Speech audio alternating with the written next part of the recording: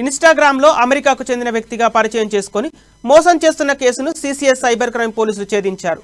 కేటుగాళ్లు అమెరికాలో ఉద్యోగం చేస్తున్నట్లుగా ఇన్స్టాగ్రామ్, ఫేస్బుక్ లాంటి సోషల్ మీడియాలో ఫేక్ ప్రొఫైల్స్ క్రియేట్ చేసుకుని అమ్మాయిలను ట్రాప్ చేసి ప్రేమ పేరుతో మోసాల కొడిగడుతున్నారు.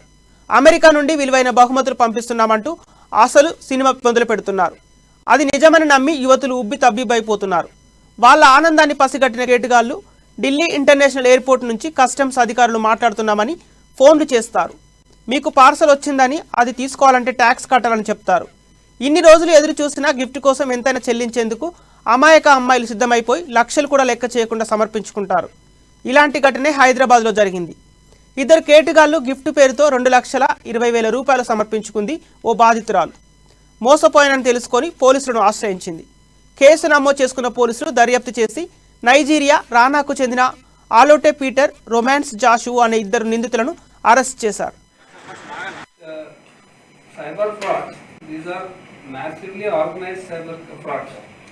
So the case which we have got the other day, which a press meet was held on Wednesday, investigation was for more than 2 months, went on for 2.5 months. We are working out.